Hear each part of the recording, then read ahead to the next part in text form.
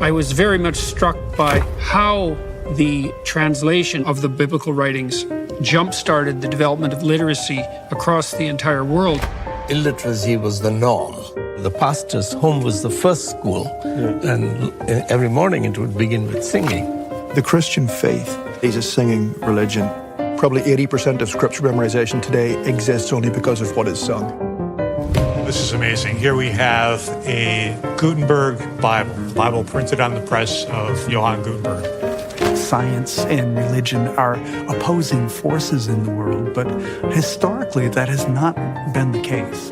Now the book is available to everyone. From Shakespeare to modern education and medicine and science to civilization itself. It is the most influential book in all of history, and hopefully people can walk away with at least a sense of that. Around 1900, almost everyone worried about the fact that you could see cities becoming more and more congested. You had horse carriages, and they left an enormous amount of manure. So there were lots of people who were really worried about the fact that by extrapolation, by 1920, 1930, all of New York, all of London would be covered by feet and feet of horse manure. How were you going to solve that? And along came the automobile. Again, the point here is not to say that a technology that we then innovated 120 years ago is the right one for today. Eventually, that will go, the way of the dinosaur. We'll find other ways, but we should not be kidding ourselves and believing that just wishing it wasn't so makes it go away. The way you do this is through technology. My concern is that if you get people adjudicating the comparative validity of need, you turn the whole world over to people who say, well, you don't really need that. Well, exactly who are you telling here that they don't get to have what they need? Because you don't mean that for yourself. You're not going to go live in a damn hut in the middle of Africa and burn dung. You're not proposing that. You're proposing that these damn poor people in the third world country, and maybe in your own country, and there's too many of those blighters anyways, that they should just be bloody well satisfied with the fact that they've got what they have now, and they shouldn't in any manner ever dream of having this sort of wealth of opportunities and security that we have in the West.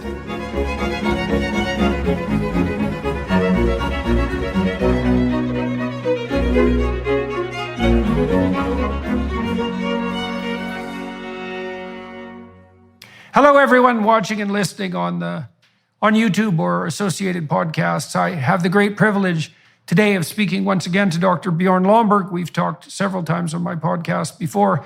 It's always good to talk to him.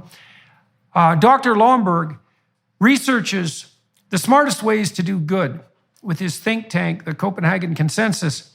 He's worked with hundreds of the world's top economists and 7 Nobel laureates to find and promote the most effective solutions to the world's greatest challenges, from disease and hunger to climate and education. For his work, Lomborg was named one of Time magazine's 100 most influential people of the world. He's a visiting fellow at Stanford University's Hoover Institution and a frequent commentator in print and broadcast media for outlets including the New York Times, Wall Street Journal, The Guardian, CNN, Fox, and the BBC. His monthly column is published in many languages by dozens of influential newspapers across all continents. He's also a best-selling author whose books include False Alarm: How Climate Change Panic Costs Us Trillions, Hurts the Poor, and Fails to Fix the Planet. The Skeptical Environmentalist: Cool It: How to Spend $75 billion to Make the World a Better Place, the Nobel Laureate's Guide to the Smartest Targets for the World, and Prioritizing Development, a cost-benefit analysis of the UN's Sustainable Development Goals. All right. Hello, Mr. Lomborg. Very nice to have the opportunity to speak with you again. I thought today we would start our discussion by talking about what young people are being told. And I want to lay out a few ideas for you, and we can delve into this and we'll move on from there. So I've just been reading Alex Epstein's book, Fossil Future. And in that book, he details out, first of all, his belief that in the foreseeable future, that not only will we have to use fossil fuels, but we should use them. And he explains why, I would say, on ethical and practical grounds. But he also says something that struck me as very interesting, which is that the view that's being put forward to young people of the role of human beings on the planet in relationship to the environment is essentially predicated on an implicit religious metaphor. And I want to lay out the metaphor, and I want to lay out why I think his claim that it's a religious metaphor is technically correct. So the story is something like this. The planet is fragile and virginal and continually pillaged. The pillaging forces are the patriarchy, essentially, the social structure. It's a masculine metaphor. The social structure is viewed as a force that's nothing but devouring and negative. And so you have nature, you have culture. Nature's all positive, culture's all negative. Then you have the individual, also part of the story. And the individual is basically characterized as some combination of predator and parasite. And so the reason that's a religious story, as far as I can tell, is this is complicated, but I'd like to be able to lay it out. When I wrote my book in 1999 called Maps of Meaning, it struck me that the basic cognitive and perceptual categories were something like chaos, order, and the process that mediates between them. I looked at a lot of mythological work, a lot of religious writing across multiple cultures, and tried to look at the correspondence between that and certain neuropsychological models that were being built, including models of hemispheric processing. So our hemispheres are set up in some real sense so that the right hemisphere processes novelty and chaos and possibility, and the left hemisphere imposes order. And the fact that the hemispheres have this structure indicates, because they're adapted to the natural world, let's say, indicates that the most fundamental way of perceiving the world is something like a place of possibility and chaos and potential on the one hand, and a place of habitable order and culture and predictability on the other. So you have those two domains, and then consciousness looks like it's the process that mediates between the two.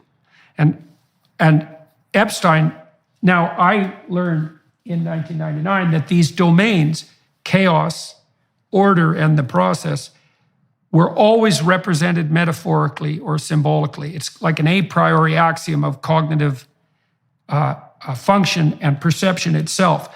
The chaotic domain, potential and so forth, tends to be represented with female symbols, feminine symbols, and the orderly domain tends to be represented with masculine symbols.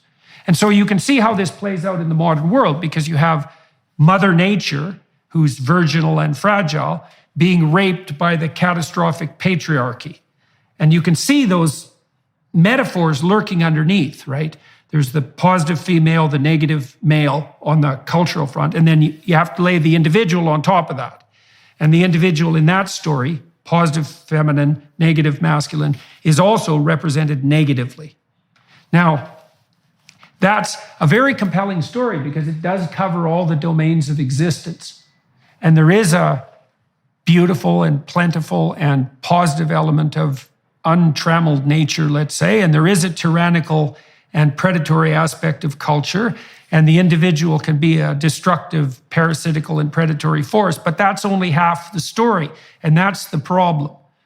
And so the point I'm trying to make is that we can't structure our perceptions without using something like an a priori category system. And the a priori category system, whatever your a priori category system is, your religion. It functions in exactly the same way. And we have a religion now that's focused on nature worship, the derogation of culture, and the damnation of the individual. And that's the story that's being told to young people, right? The planet's fragile, culture is nothing but a destroying force, and individual effort is to be construed as predatory, say in the patriarchal sense, and parasitic in relationship to the natural world. So I'm wondering what you think about that. I think it's a great metaphor. So again, if we go along with this, and if we all have religion, I would tend to say that my religion is data. There's a famous statistician that say if you, without data, you're just another guy with an opinion, right?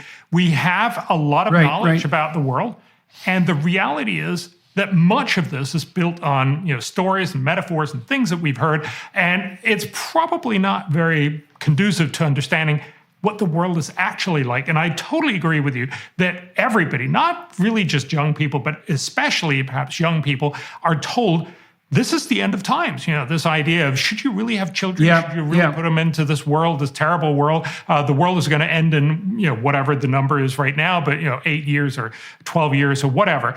The feeling is that this is sort of end of times. And that's very much, as you point out, a sense of we have this beautiful world that we somehow, this natural world that we've somehow despoiled and made terrible in so many different ways. And I would argue that certainly if you look back in time, this very clearly is a very modern way of thinking about the world. 200-300 years ago, we were terrified of nature because we really worried about the wolves out there. We were terrified about nature in the sense that it would kill us in all kinds of ways. Just think about one of the things I'll talk about a little later, smallpox, a disease that we've eradicated in 1978. But even in the 20th century, it killed about 300 million people. So, it killed a couple of, somewhere up to 5 million people every year. This is a terrible disease, and it was not the only disease that you were struck with. This killed royalty and everybody else. Nature used to be terrible. What has happened is that we have actually found a way to live such that we can now say we like nature, we love nature, we want to set aside lots of nature. Remember, most of European nations, for instance, cut down most of their forest to build navies, to fight each other. But the fundamental point is you get reforestation when you're rich, when you're well off, when you can actually deal with the issues. And so again, that tells you something that I think is incredibly important if we're actually going to have a good conversation. It is that you need to understand overall things are moving in the right direction and that we're much better off, with just one statistic. If you look at the number of people that die from climate-related disasters, so these are the disasters that we hear about all the time, floods, droughts, storms, wildfires, extreme temperatures, those kinds of things. We have pretty good data for that. We certainly have good data for the last 100 years. How many people die every year? Well, it turns out that in the 1920s, about 500,000 people died each year from those disasters. That's a terrible outcome of the world. How many people die today? If you ask most young people, if you ask most people in the world, they'll probably think that number has gone up, and it's just worse and worse. Nothing could be further from the truth. Last year, so the last full year that we have, 2021, less than 7,000 people died. We've seen a decline of more than 99%. Why? It's got nothing to do with climate. It's not because climate has gotten better or indeed really worse. We can't really tell in most of these impacts. There's a few of them we can, but mostly we can't. What has changed is our ability to handle it. That's why we don't die from smallpox. That's why we can afford to actually make sure we have forests. That's why most rich nations are reforesting. And that's why fewer and fewer people are dying from these disasters. So I think we need to tell that alternative story, if you will, that yes, you hear all these terrible things, and it doesn't mean that there are no problems. There's still lots of people that are terribly troubled from floods. There's still lots of people that are terribly troubled by droughts and all these other things. There's still a lot of infectious disease from both tuberculosis and malaria. The world is not fine, but the world is much better.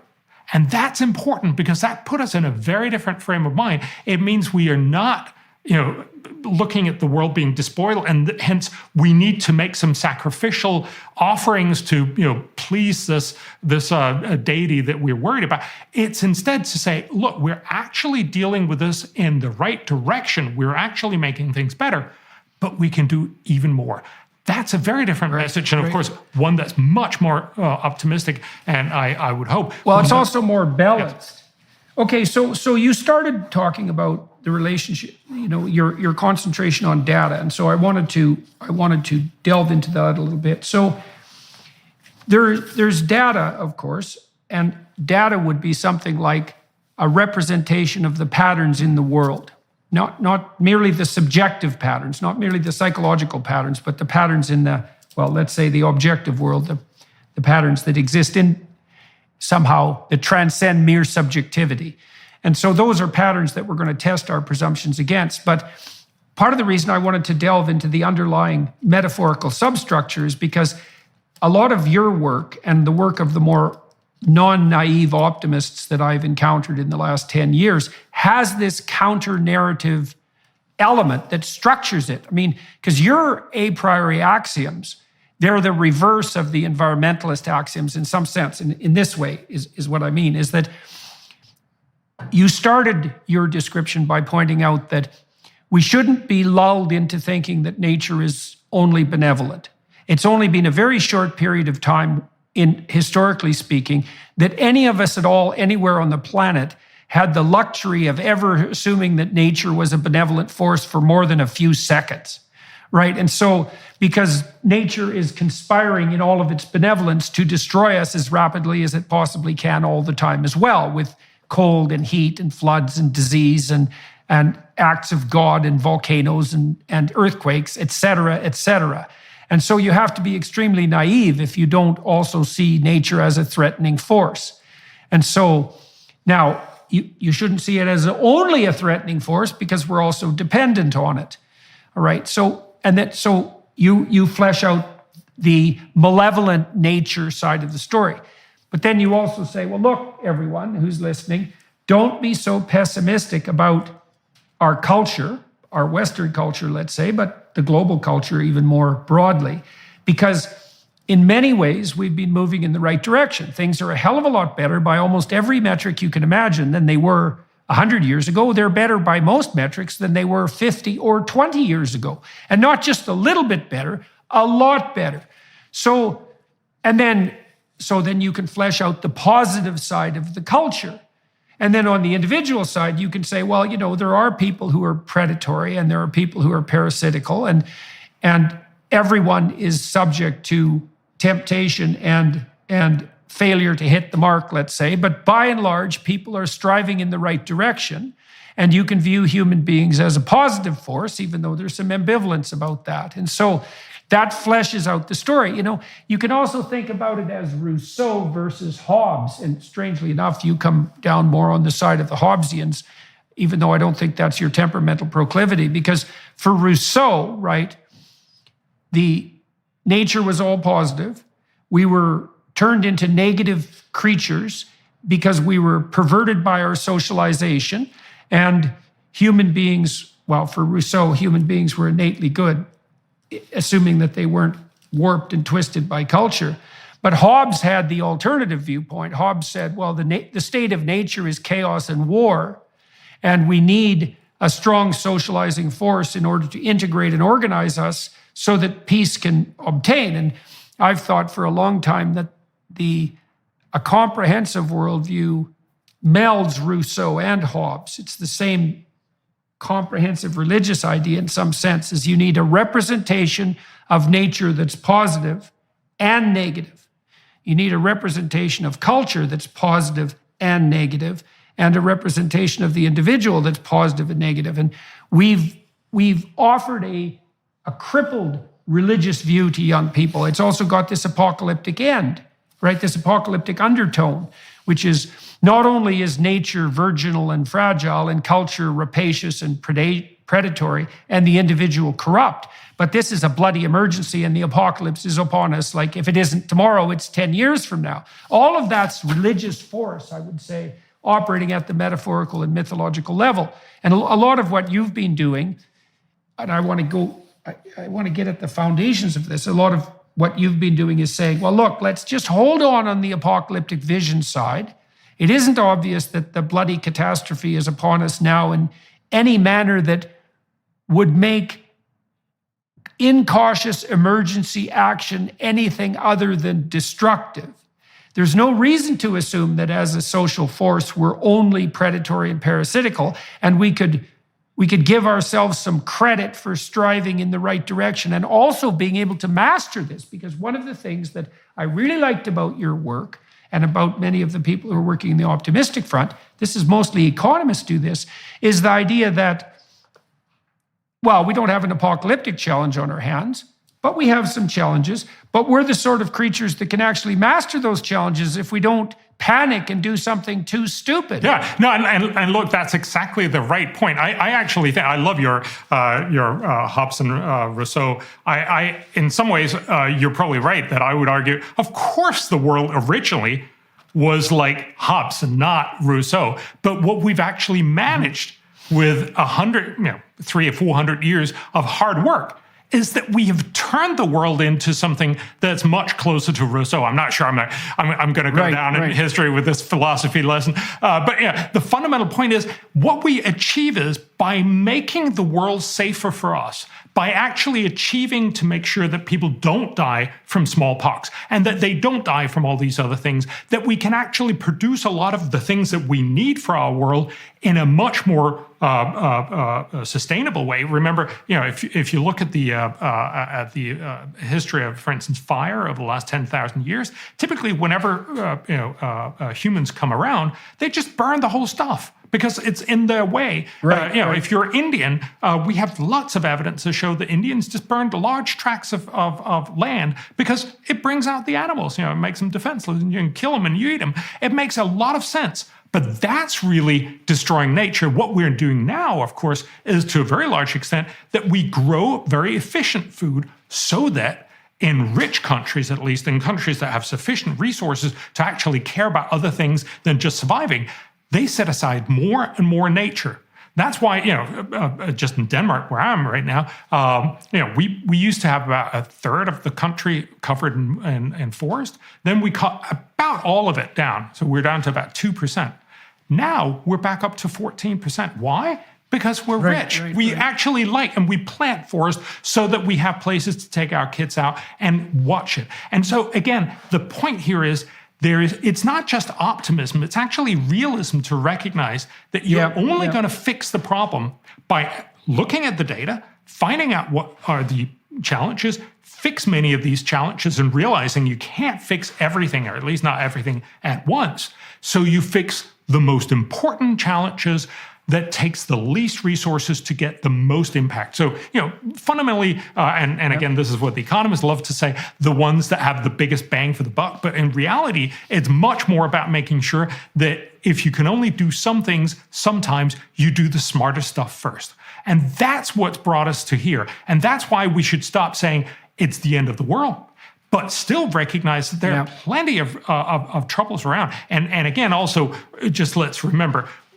we're sitting in two developed countries where we're very well off, where we're not worried about, neither smallpox because we've eradicated that, but we're not worried about tuberculosis either. We're not worried about not having enough food. We're not worried about all these different things that most people in this world, so, by far over 4 billion, so probably more like 6.5 billion of the 8 billion we are on the planet, are worried about every day. And that's why I'm also really frustrated with this way that we're very often so focused on saying, for instance, on climate change, which is a real problem. We're saying it's the only problem, and then we forget about all these other things where we could help much more, make sure that people are saved much better, and that they could also then eventually get to a point where they would want to, preserve nature and think about other things than just simply making sure they survive the night. Okay, so we talked about some of the reasons that this new quasi-religious view of the world and our place in it might have arisen. Your point was that, well, because of technological progress, we've been able to begin to view nature as a much more benevolent force than we ever had the luxury to before. But there's some other social pressures, let's say, that are pushing this narrative forward that I think are worth delving into. You mentioned one when we just had a bit of a preliminary conversation, is that there's huge competition for people's attention online, and that competition has intensified dramatically in the last 20 years because there are so many voices clamoring for everyone's attention all the time. And one of the advantages to an apocalyptic vision is that it is attention grabbing. And so any narrative that tilts towards the apocalyptic is likely to get magnified in online communication, because things are good and slowly getting better isn't much of a headline. And there's nothing novel about it. Okay, so that's another possible contributing factor. Can I just give you one? Yes, please do. Our World in Data, it's a wonderful website, and they point out, I love the statistic. We have no sense of how many people we've lifted out of poverty. So over the last 25 years, it's in the order of almost 1 billion people. So every year for the last 25 years, we could have had a headline in every paper in the world, everywhere around, telling us yesterday, 138,000 people were lifted out of poverty. How come you never hear that? That's just an astoundingly amazing thing. And yes, there are still many problems. Yes, there are still many poor people. But the fact is, 200 years ago, we used to be almost all extremely poor. There was a few royalty and that, and then, it was 95% of all of us had what is, typically known as $1 a day, but it's really $2.50 now. But the fundamental point is we were incredibly poor. Now we have less than 10% that are extremely poor. That's still a problem. We should still help them, and there's a lot of ways we could do that. But that is one of those many stories that you don't hear because, it doesn't generate clicks. We'll be right back with Bjørn Lomborg in just a moment. But first, there's no better way to study Scripture and develop a dedicated prayer life than with Hallow. Hallow is the #1 Christian prayer app in the US and the #1 Catholic app in the world. It's filled with studies, meditations, and reflections, including the #1 Christian podcast, The Bible in a Year. Download Hallow today and try their Advent Pray 25 challenge, a 25-day journey through Bible stories from both the Old and New Testament leading up to the birth of Jesus. These meditations are led by cast members from the largest Christian streaming series in history, The Chosen. Advent Pray 25 will help grow your understanding of mankind and develop a disciplined prayer habit during a season when our discipline is put to the test. Download Hallow for 3 months completely free at hallow.com/Jordan. That's hallow.com/Jordan. Give yourself the gift of peace, calm, and discipline this Christmas. Go to hallow.com/Jordan today.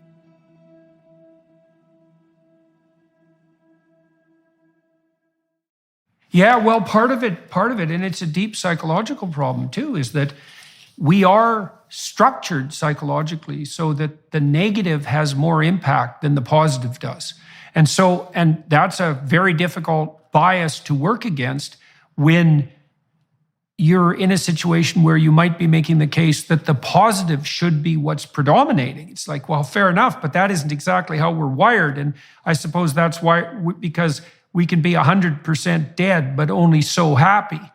And so it's conservative in some sense, and I don't mean politically, to be a little more hyper alert to the negative than to the positive. But that's a tough thing to fight against when the negative can grab attention, especially when it's blown up to apocalyptic proportions. Okay, so there's a couple of other things I wanted to delve into there too.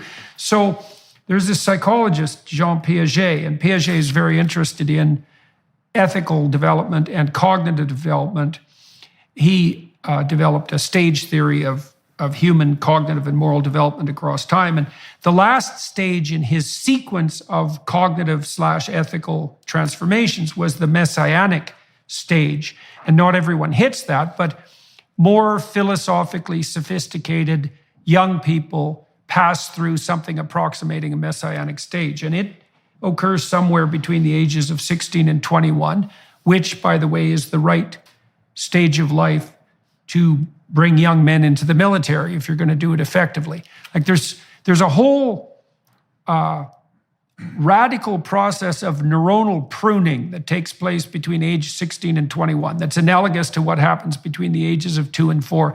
It's almost as if at that point you die into your adult configuration, right? So because you're pared down to what is only going to work for your environment. Okay, so now one of the psychological consequences of that is that when when young people are in this stage of development and they're looking for how to separate themselves from their parents and to maybe even move beyond the narrow confines of their immediate friendship group, they're trying to catalyze their identity with a broader social mission. And in archaic societies, that step would be catalyzed by something like an initiation ritual, where the old personality is symbolically destroyed, put to death. That accounts for some of the torturous elements of the initiation ceremonies. And then the new man, because the initiation ceremonies tend to be more intense for boys, the new man is brought into being as a cultural entity. And then he's aligned with the mission and purpose, let's say, of the tribal unit. It's something like that. Well, right now, I think the radical leftists on the environmental side have been very good at capitalizing on those urges, because what they offer to young people is this, but it's pathological in some real sense, because it's a shortcut to messianic moral virtue. So the idea would be, well, there is an apocalypse. We need to save the virginal planet. So there's a bit of a St. George thing going on there to protect the virgin, let's say.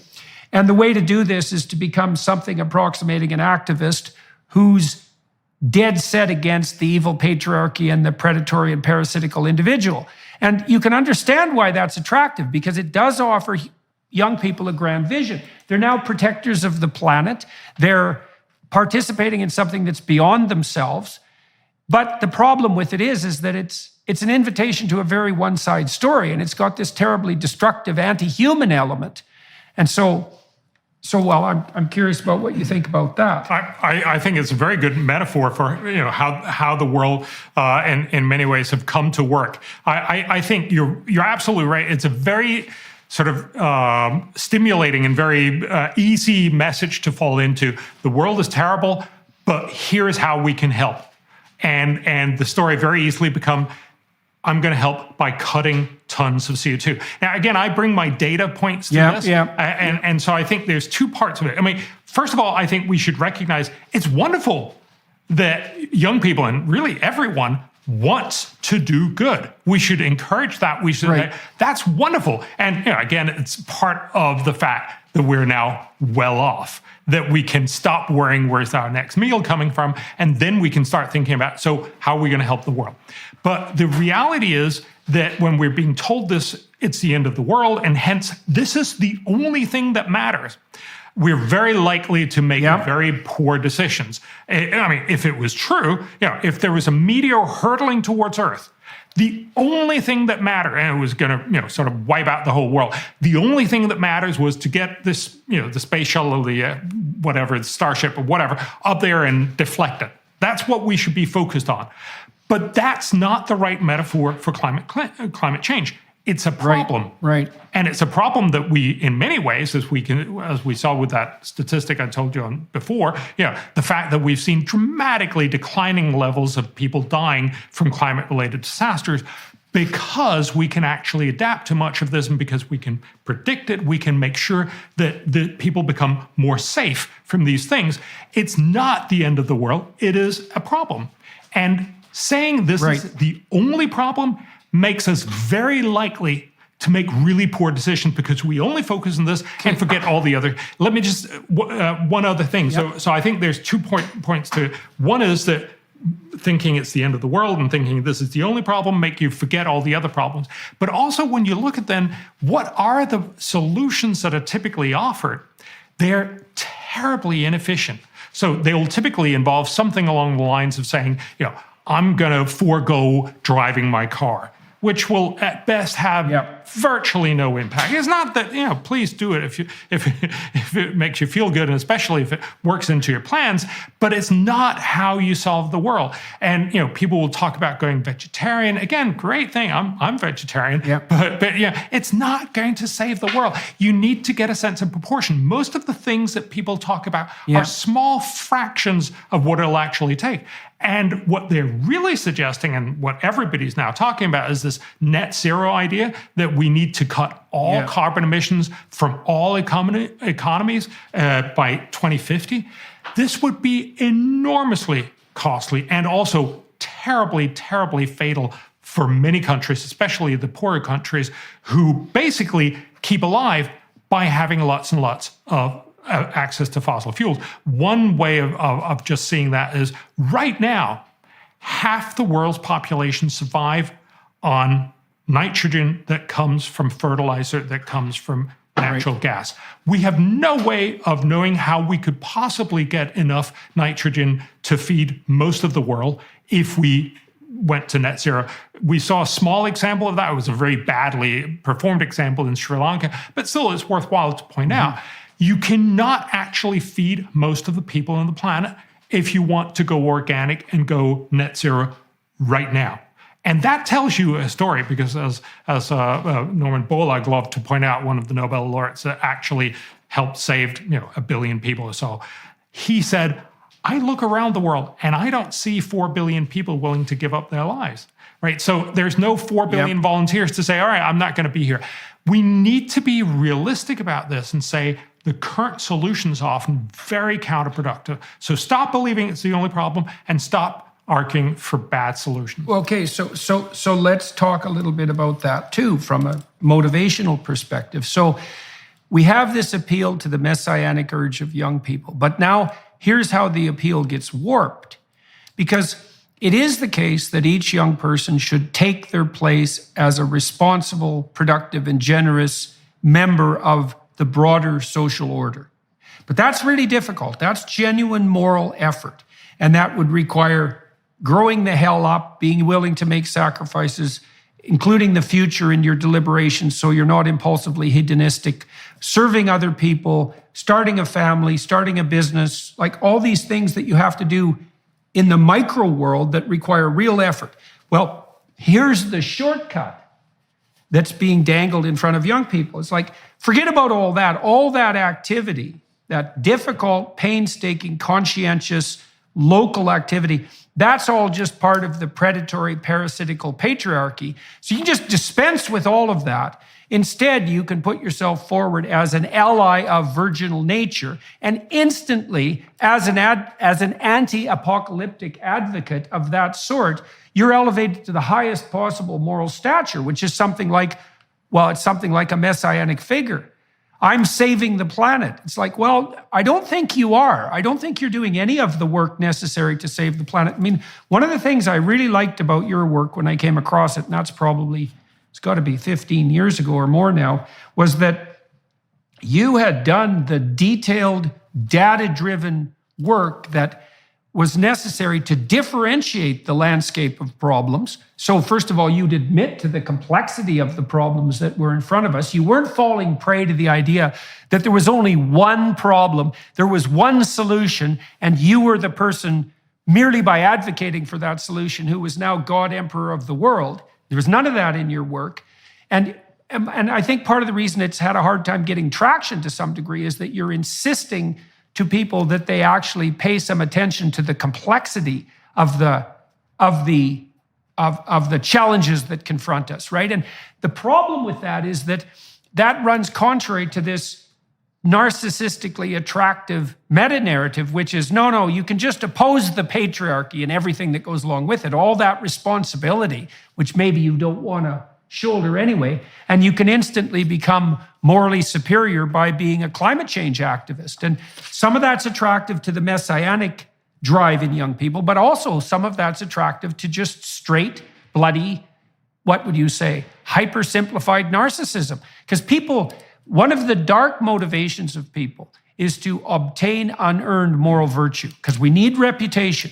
And if you can put yourself, that's why we worship allies now. If you can put yourself forward as an ally of the noble cause, then all of a sudden you have as much moral stature as anybody can hope to gain. But you haven't done any of the real work.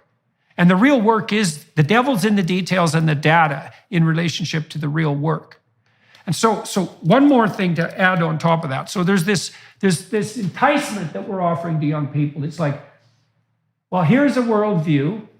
We can identify the villains. The villains are culture and the predatory individual. You can be an ally. Now you have overblown moral virtue merely because you're on the right side.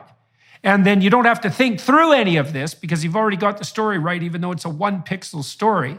So that's a very bad moral trap. But then there's something darker going on too. You know, in Epstein's book, Fossil Future, he cites some of these, the more radical environmentalist types who say things like, I think it was McKibben he quoted, who said something like, as far as I'm concerned, the vista of an unspoiled river, so any natural environment that's completely untouched by human beings, is so valuable that one person or a billion isn't worth that.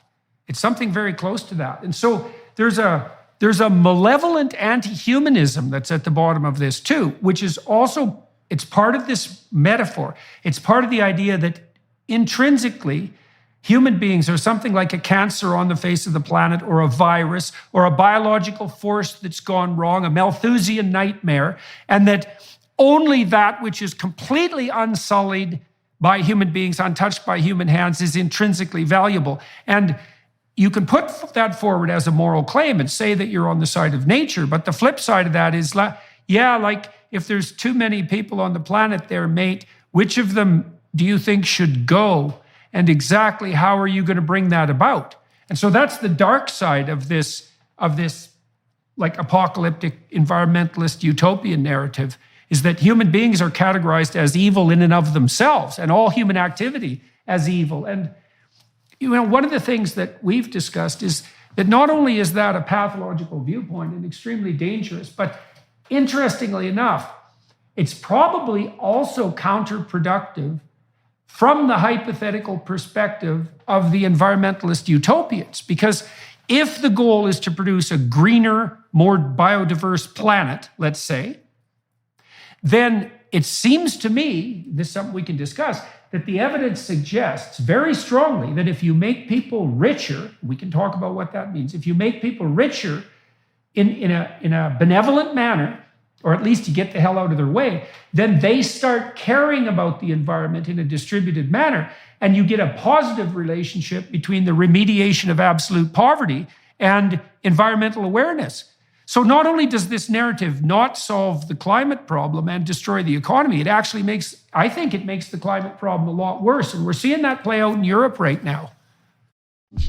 Shopify is the all-in-one commerce platform trusted by millions of entrepreneurs to create their online store and so much more. Shopify makes it simple to sell to anyone from anywhere. Whether you're selling succulents or stilettos, start selling with Shopify and join the platform simplifying commerce for millions of businesses worldwide.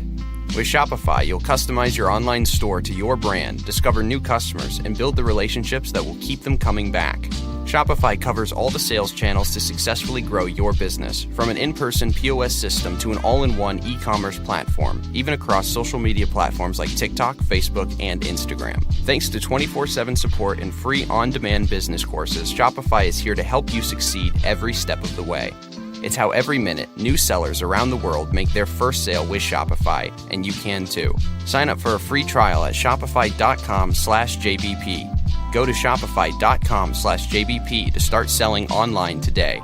That's shopify.com/JBP. I think there's a number of things to unpack here. So I think you're absolutely right that we have very good evidence to saying if people are better off, they're much more likely to be environmentally concerned. Environment problems are poverty problems.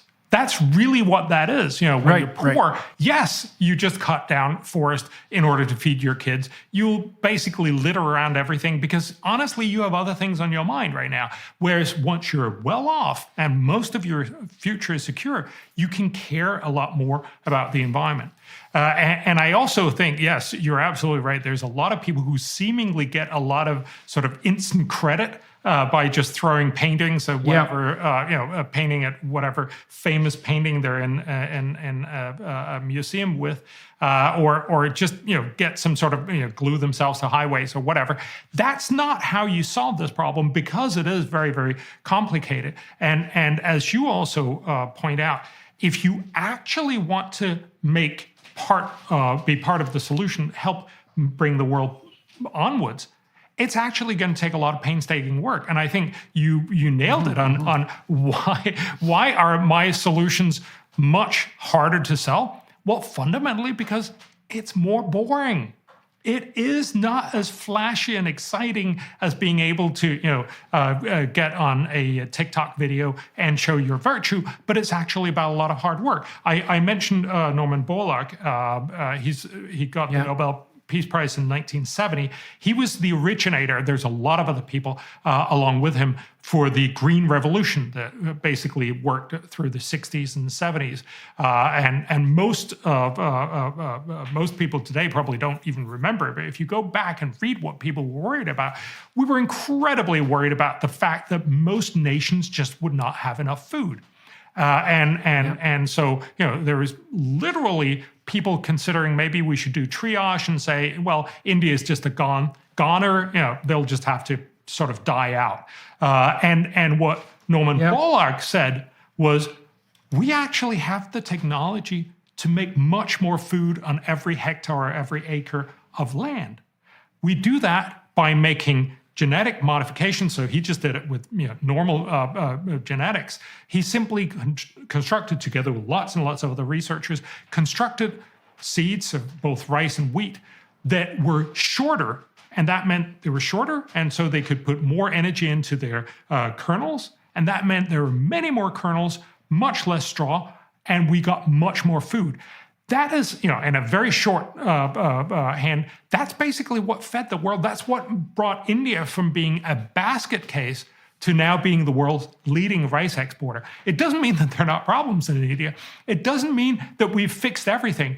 But what that tells you is this is the way you actually walk towards a solution. So a lot of environmentalists, a lot of very, very smart thinkers back then basically said lots and lots of people are going to die.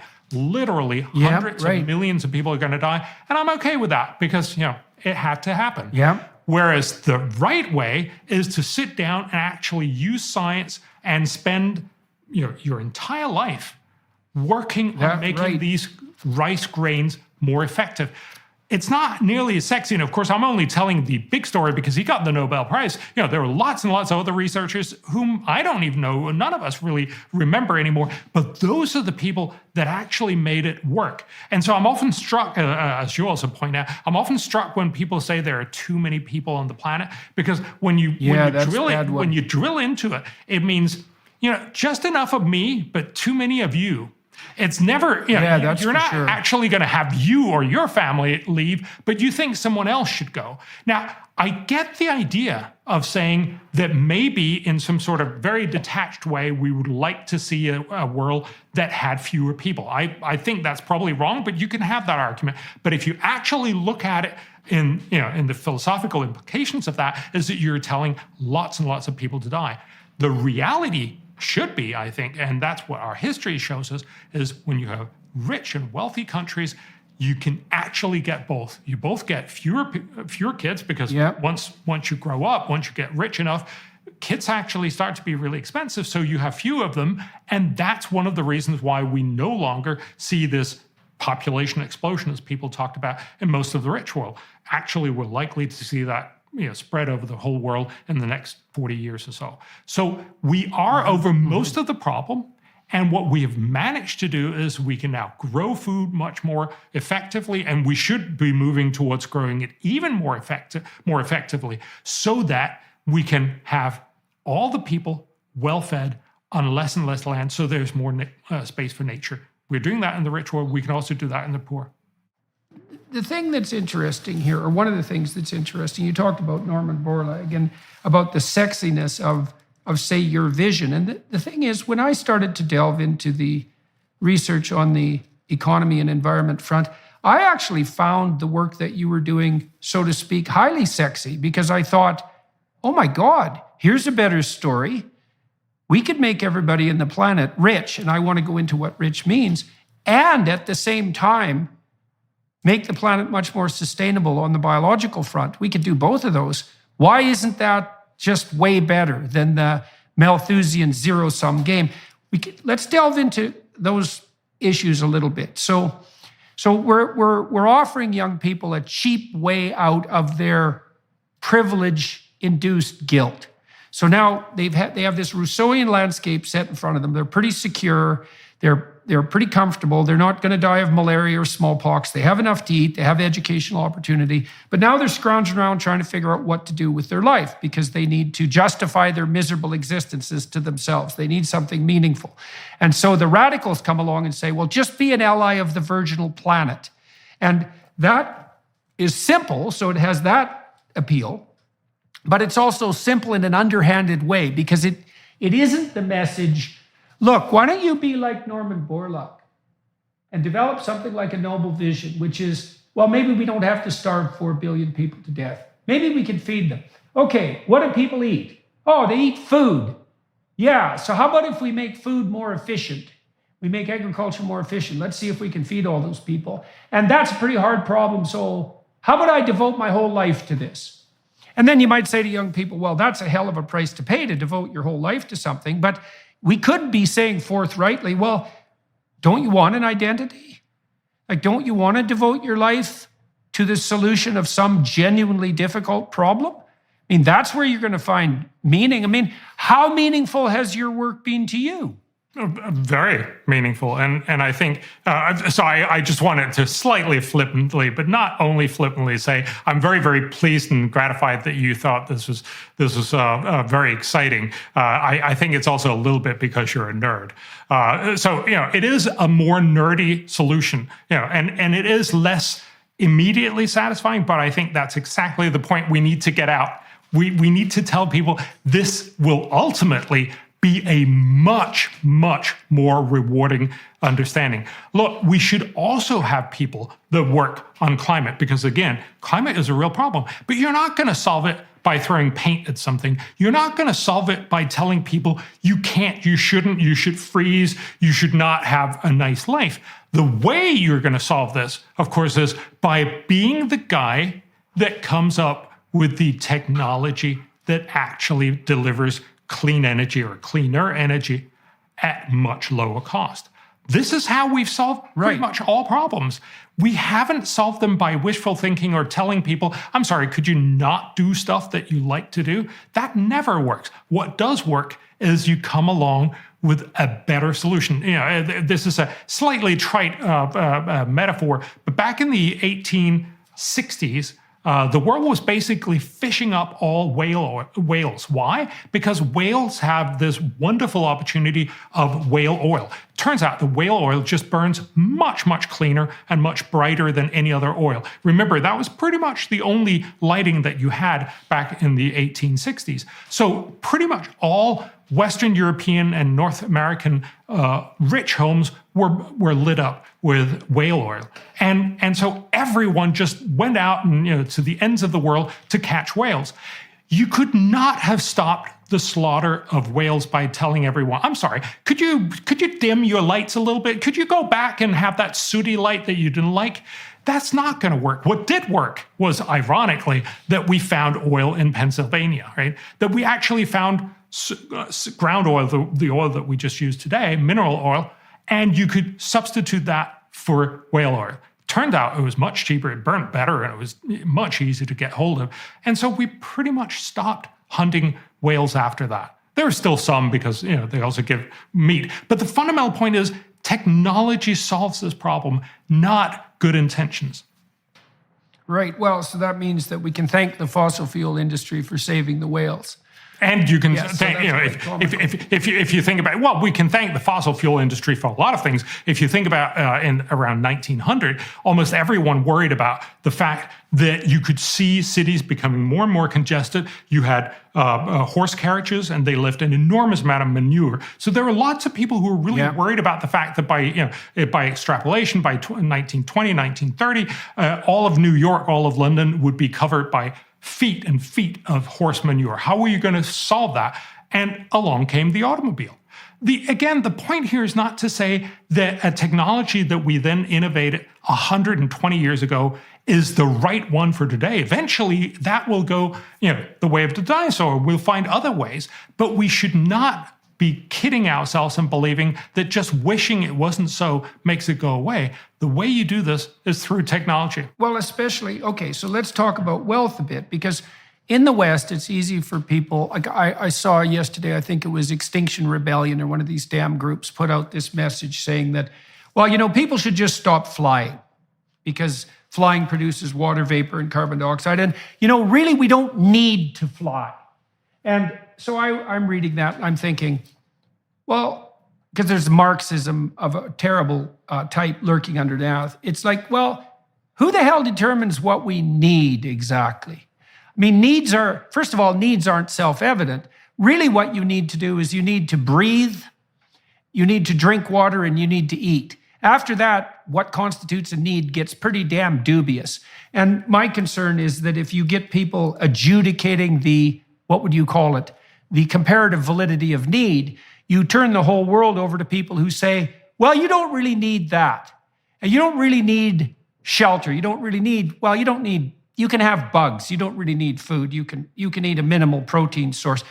Well, you don't really need children because they're kind of hard on the planet anyways. You certainly don't need pets because they add to the carbon dioxide load. You don't need your fireplace. You don't need a gas stove. You don't need a heater. And then what you have is this insistence that the way to planetary salvation is to tell other people what they don't get to have. And what's interesting about that too, and this is the hypocritical element, and I certainly see this at the elite Davos global level, it's like, well, exactly who are you telling here that they don't get to have what they need? Because you don't mean that for yourself. You're not going to go live in a damn hut in the middle of Africa and burn dung. You're not proposing that. You're proposing that these damn poor people in the third world country, and maybe in your own country, and there's too many of those blighters anyways, that they should just be bloody well satisfied with the fact that they've got what they have now, and they shouldn't in any manner ever dream of having the sort of wealth of opportunities and security that we have in the West.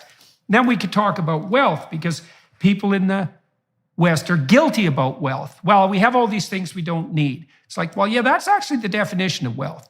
You got a choice of toothbrushes. Maybe you don't need it, but it's not a bad side effect. But we should get down to brass tacks here, people. When we're talking about wealth for the typical person, here's what we're talking about. Your house isn't too cold or too hot. So you have heating and maybe you have air conditioning. That'd be kind of nice.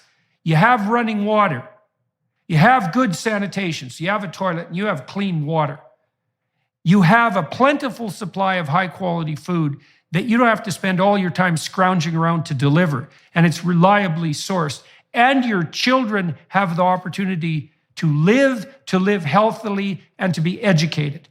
That's like 90% of wealth. And so when we're talking about wealth that we want to provide the rest of the world, we're not talking about 1920s spats-wearing capitalist depredations, champagne, hooker, and cocaine. We're talking about the basics of life, right? Temperature regulation, provision of water, provision of food, health and opportunity for children. And we still haven't provided that to everyone in the world, and we could. That's one of the things that's so optimistic about your work. Not only could we do that, we should do it, and we could and should do it in a way that would benefit the long-term sustainability of the planet. Yeah, and look, again, you rightly point out that people will want to manipulate your choices, and not only does that have a dubious and sort of moral impact, but it's also, just from an economist's point of view, if you tell people you can't fly, it's not like they're going to say, oh, I was planning on spending 5% of my income on flights, so I'm just going to burn these money.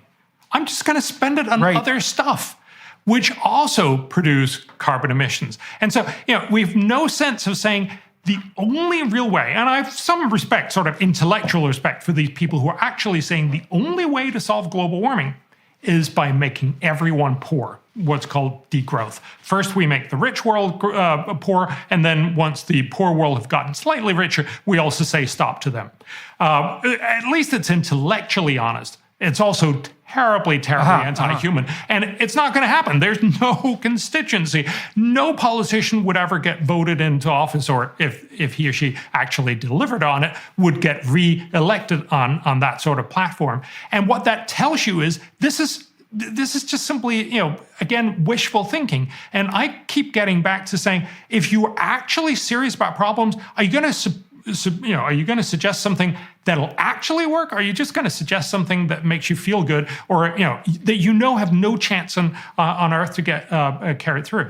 Again, there is an argument, and I think there's a legitimate argument for putting a carbon tax on things. That's a simple way that we make regulation that says there's a global bad here, we tax it, and then you put that global bad into your considerations. But that's how you solve it efficiently. And of course, the reality of that is that in any realistic formulation of this, people will fly slightly less. And that's no good for many of these moral crusaders, because they want to completely get rid of it. It's not going to happen. What needs to happen, if you actually want to solve this problem again, is to get innovation. We already know how to, for instance, decarbonize most of the electricity system. It's just through nuclear. We know that's worked for 50 years. The reason why we're not doing it, and the reason why I'm a little skeptical about it, is that it's too costly right now. We can have a whole conversation about why that's the case. But there's a lot of innovation going on about fourth generation nuclear that could become much cheaper. We just saw the breakthrough, maybe fusion as well. But the point is that there's lots of technologies. Those are the ones that we're going to focus on, because again, you're not going to tell people you can't have your whale, you have to dim your light. What you can say is, oh, here's a better alternative. Oh, it also happens to be cheaper, and it doesn't kill whales. Black Rifle Coffee Company is helping you knock out your holiday shopping with a ton of awesome new products this year. Shop the best brewing gear, thermoses, mugs, and apparel designed for folks who love country and coffee. Black Rifle sources the most exotic roasts from around the globe. All coffee is roasted here in the U.S. by veteran-led teams of coffee experts. Stuff your Christmas stockings with the latest roast from America's coffee for 10% off with the code JORDAN. Better yet, sign your Secret Santa up for a coffee club subscription. Imagine the joy of a pre-scheduled coffee delivery, your favorite roast when you need them most. It's the gift that keeps on giving. Black Rifle Coffee Company is veteran-founded and operated. They take pride in serving coffee and culture to people who love America. Every purchase you make with Black Rifle helps support veteran and first responder causes. Go to blackriflecoffee.com and use promo code JORDAN for 10% off coffee, coffee gear, apparel, and when you sign up for a new coffee club subscription. That's blackriflecoffee.com with promo code JORDAN for 10% off. Black Rifle Coffee, supporting veterans and America's coffee. No, and so the degrowth model is predicated on the idea that, well, let's lay out the ideas, that really there are too many people on the planet, and the people who are there now, especially the rich ones, are consuming far too many resources per capita.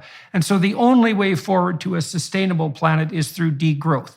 Okay, so let's take that apart. First of all, who's going to impose that degrowth?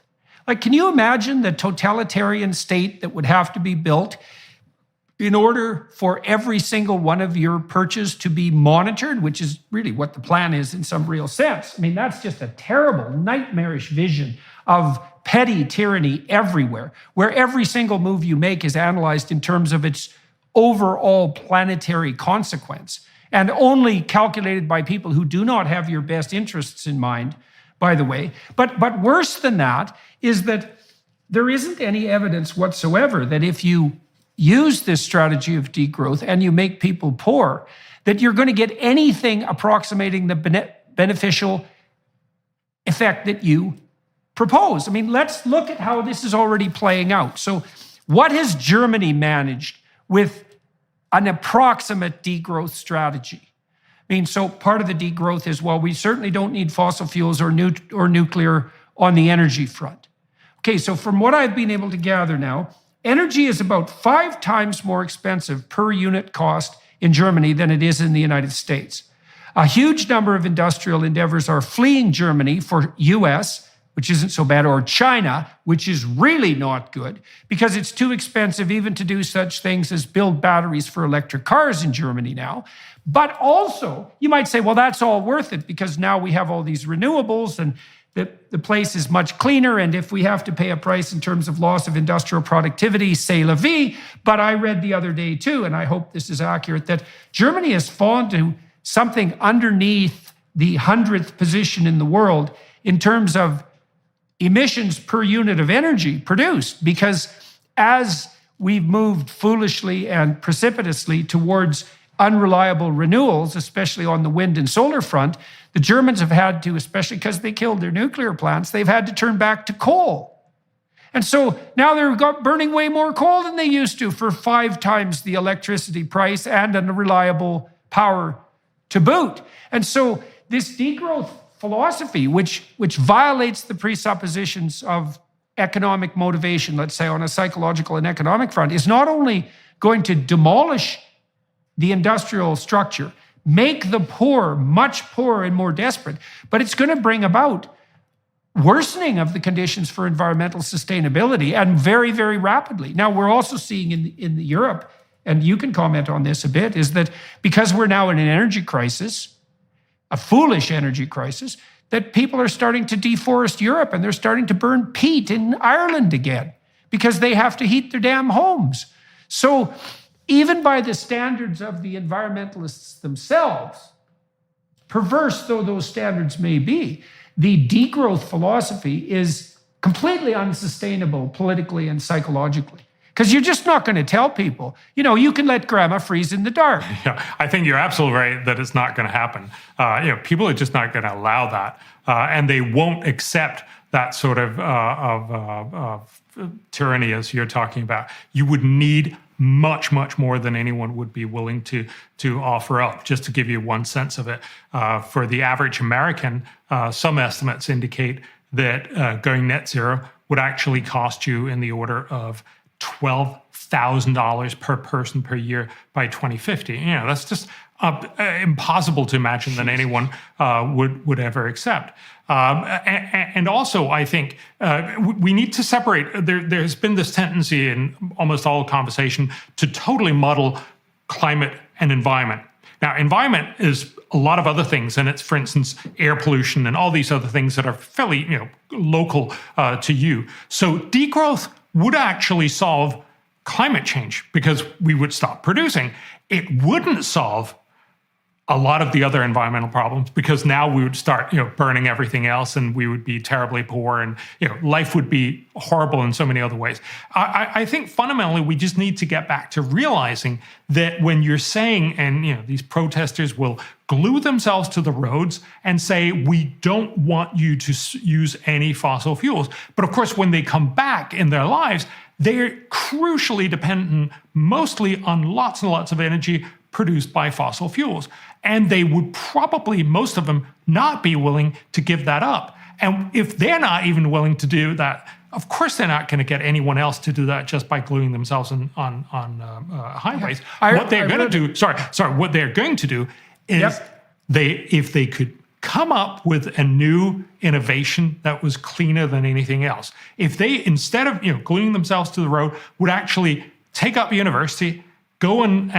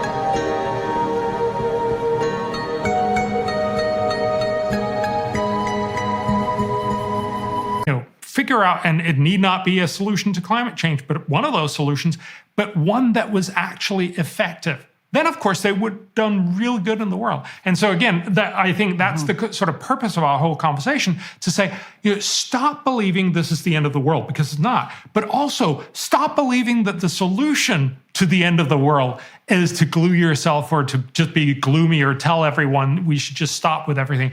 The solution is smart technologies. The solution to the end of the world is not to become a frightened tyrant that says, oh my God, the sky is falling. I need all the power now. I need to make these centralized decisions. These centralized decisions are going to affect every single element of your life and your children's life, assuming you get to have children at all. And that's going to bring us towards a more benevolent planet. It's like none of that's true. There's not an apocalypse. You don't get to be a frightened tyrant. We don't need centralized top-down control of absolutely everything we do. And even if we did have all of that, what we would get wouldn't be the positive outcome that everyone who's on that side is touting. What we'd get is the same kind of centralized planning disasters that we've seen play out time and time again over the last 100 years all over the world. This is every single way you cut this is a bad set of solutions. Now, I want to steel man it a little bit. So, you know, the idea that there are too many people on the planet is actually predicated on, you might say data, which is one of the weird things about data, is that if you take a petri dish that's full of a nutritive medium and you put a mold on it, the mold will grow until it eats all the available nutrients and then it will all die. And so that's a kind of limits to growth model. But the world in that model is a encapsulated petri dish, and the biological agents are mindless single-celled organisms. So you might say, well, that's not a great metaphor for human beings, because first of all, human beings aren't mold or viruses or cancers. We're a very strange breed of creature because we can think and we can react and we can modify the environment and we can modify ourselves. And so it isn't obvious at all. People say, follow the science. The science is Malthusian. We're all, microorganisms in a petri dish or rats in a colony. We're going to overpopulate till we devour everything. It's like, I don't think so. First of all, why would you use single-celled organisms as the cardinal metaphor for human populations? It's a preposterous biological metaphor. And one of the things the economists have pointed out, as opposed to the biologists who tend to be more Malthusian repeatedly, is, look, you can create your linear models of what's going to happen if. But what you're failing to take into account is the proclivity of people to revolutionarily transform the way they interact with the world and to continually figure out how to do more with less. And there's no indication whatsoever that we've run to the end of that process. Quite the contrary, we'd seem to be getting faster at it all the time. And there's no reason to assume that the limits to growth petri dish model of human catastrophe is the appropriate biological metaphor. That's not justified by science, and 99% of scientists don't believe it. And one of the things that's so interesting, you know this perfectly well, is that economists and biologists have been betting against each other really formally since the mid-60s. And the biologists like, what's his name at Stanford, Paul Ehrlich, who's been screeching since the mid-60s about the fact that we're Malthusian organisms doomed to extinction. He's been wrong in every single one of his predictions, and publicly and massively, and I would say even murderously wrong in some fundamental sense. So he predicted that there would be way too many people on the planet by the year 2000. That was seriously wrong. He predicted that all of the prices of our commodities were going to spike through the roof as everything became more and more scarce, as there became more and more of us. That was 100% wrong. He had a famous bet with Julian Simon, and Simon collected, I think, just after the turn of the millennia, because Simon, the economist, claimed that, no, quite the contrary. As there are more people, there'll be more commodities, there'll be more resources, and the prices will fall. He even offered Ehrlich the opportunity to pick the basket of commodities they would bet on. And Ehrlich got stomped. And what we've seen continually, time and time again, is the economists have been right, which is that there's no limit to human ingenuity. And that also means that if we got food, water, sanitation, opportunity to the billions of people that don't have it, we would produce a few more spectacular hyper geniuses like Elon Musk, let's say, or Norman Borlaug, and God only knows what sort of efficiency they can produce for us. So the idea that we could convert natural resources into human cognitive ability, that seems like a pretty damn good trade from the perspective of economic flourishing and environmental sustainability. Yeah, so just 2 points on that. I think it's incredibly important to remember that it's not just the Elon Musks and the Norman Borlaugs that make up the world. Also because, it is, you very early on said that you've done all this great work, and thank you very much. But this is the work of literally many hundreds of the world's top economists that I've helped sort of shepherd together. But there are lots and lots of people involved, and likewise with Norman Borlaug. I'm sure that's also true with Elon Musk. And so the fundamental point is this is about getting everybody on board with this, and that's also why I'm so excited we have this conversation, because I think this is about telling you don't need to be Elon Musk to be on this positive side of history. You need to make sure that you're pitching into this very long battle in order to make the world better. And again, also, sorry, I'm just being the nerd here, right? But of course, nobody's 100% wrong. I get that this was a sort of metaphorical 100%, but it's more the argument here is to recognize that a lot of biologists, and Julian Simon actually wrote about that, the guy you mentioned that did the bet with Paul Ehrlich, and he said it is very curious how most of the people who think the world is going to end are typically natural scientists. They're typically biologists or biologist inspired. And I think that is because the models that cover those, and it's not just mold, but it's also, fox, rabbit populations that they will sort of interact, and then there's too many rabbits, and then there's too many foxes, and so on. Those are all models of individuals that act without foresight. And it makes sense. That's how, 99% of nature is. But we're not that. We actually not only know how to think ahead of us. So that's, of course, why we're having this conversation. That's why we're worried about things like climate change. And again, you mentioned very early in the program, that there's sort of evolutionary reasons why we tend to be worried about stuff. I heard this one guy say, we're the descendants of the guys who worried about the saber-toothed tigers. The guys who said, it'll be fine, are the ones who, didn't get to pass on their genes. So in that sense, it makes perfect sense. And we should be happy that there's a lot of people out there pointing out, this might be a problem. Oh my goodness, this could actually be a problem. We just shouldn't believe that all of those problems are then all of the ends of the world. Because if our evidence has ever told us or they're anything, all the same problem. Yes. If our evidence has told us anything, that is that overall we have enormously succeeded. I just want to give you one other data point. In 1900, the average life expectancy on the planet Earth was 32. Today, it's like 74.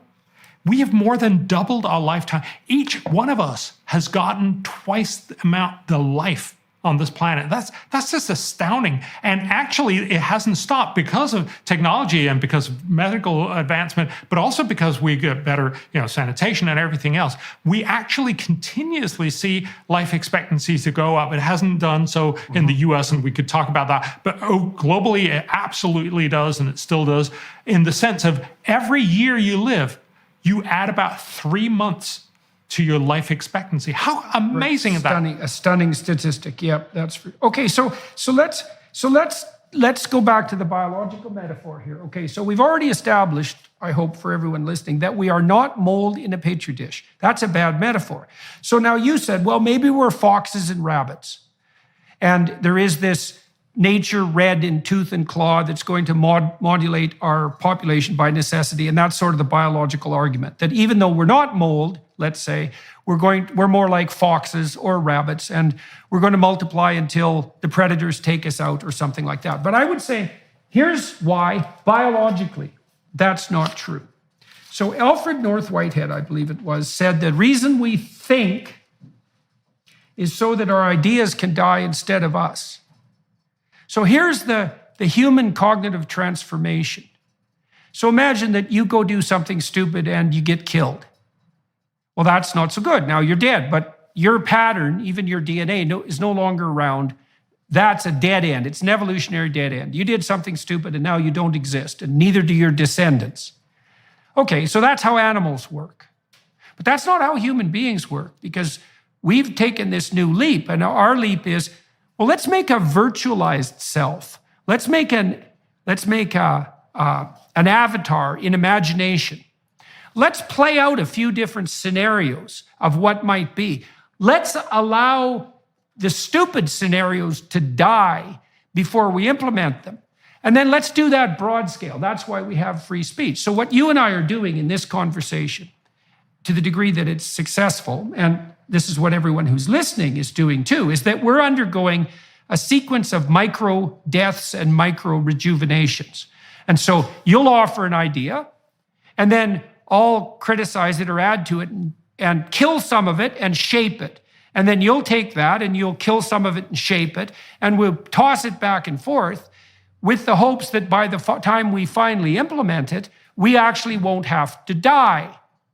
And so human beings have substituted the ability to think abstractly, which is partly to die abstractly, for the process of real death. And in principle, if we are capable of maintaining open dialogue and engaging in critical thinking, we can make most of the death that would otherwise be necessary to control our populations virtual. We don't actually have to act it out. We can act it out in simulation, and then we can only implement the ideas that seem to be productive. And we're actually really good at that. The whole human enterprise is precisely that. So that's another reason why the biological model is just not tenable. We are not of the same kind, even as foxes and rabbits. Certainly not of mold, and certainly not of cancer or viruses. And so the biologists who are thinking seriously, they have to take this into account. And I don't think they are, to paint with a broad brush. No, and I think that is why you have all these economists telling us, actually, in many ways, we have moved on and we're much better at fixing problems. And I think it gives a better way of thinking about problems that you say, yes, it's great that there are people out there pointing out problems. I'm happy that organizations like Greenpeace are there because they point out and nip at the heels of corrupt officials or governments that don't do their job and simply tell us these are potential problems. But it shouldn't be taken as, oh my God, that means we're all going to die. No, it means here is another of the many, many problems that have beset us from all time immemorial, and that we've also fixed, and typically fixed in a way that actually left the world better, not worse off. The environment is not purchased at the expense of the economy, and the economy is not purchased at the expense of the environment necessarily. They can work in harmony. And we know that. Well, how do we know that? We know that because as you accelerate people up the GDP production curve, so every individual is making more money, you get to a point where people, as we already pointed out, start to take a longer-term vision. And that vision includes environmental maintenance. So let's say we want a vision for the planet on the environmental sustainability side. So how do we do that? Well, why don't we produce as many people as we possibly can who are as concerned as they can be that their relatively local environment, the one they can actually control, is as green, productive, and sustainable as possible. We want billions of people working on this, not just a few. Well, how do we get billions of people working on it? Well, we help them with cheap energy and the provision of plentiful food. We help them provide security for their family and opportunity for their children. And then we enable them to take a longer-term view. And they'll automatically start attending to the sorts of concerns that hypothetically predominate among the environmentalists. And the data that's going to happen is very clear. Yeah. So clear. So just to take a step back, the economists typically call this the inverse Kuznets curve. So basically what you see with most environmental problems, as you get richer, first problems increase. You get more air pollution as you industrialize in China or in India. And then once you get sufficiently rich that this has actually meant now your kids are not dying, you have enough food, then you start to worry and say, I'd actually like to cough less.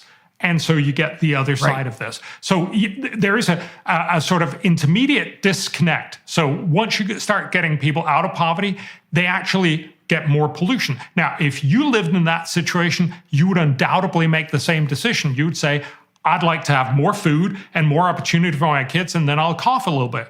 That's, remember, what we also did back in the 1800s when pretty much all cities, in Europe and the US were terribly, terribly polluted, but we were getting richer and richer. So there is this disconnect for a short time But it's very hard to imagine that the right way is to say, well, then let's not at all start down the route of getting much better off and actually living in a world that we both like and that where we'll actually be worried about the environment in the long run. We'll be back in one moment. First, we wanted to give you a sneak peek at Jordan's new series, Exodus. The Hebrews created history as we know it. You don't get away with anything. And so you might think you can bend the fabric of reality and that you can treat people instrumentally and that you can bow to the tyrant and violate your conscience without cost. You will pay the piper. It's going to call you out of that slavery into freedom, even if that pulls you into the desert. And we're going to see that there's something else going on here that is far more cosmic and deeper than what you can imagine. The highest ethical spirit to which we're beholden is presented precisely as that spirit that allies itself with the cause of freedom against tyranny. And yes, there exactly. Is that hope. I want villains to get punished. But do you want the villains to learn before they have to pay the ultimate price? That's such a Christian question.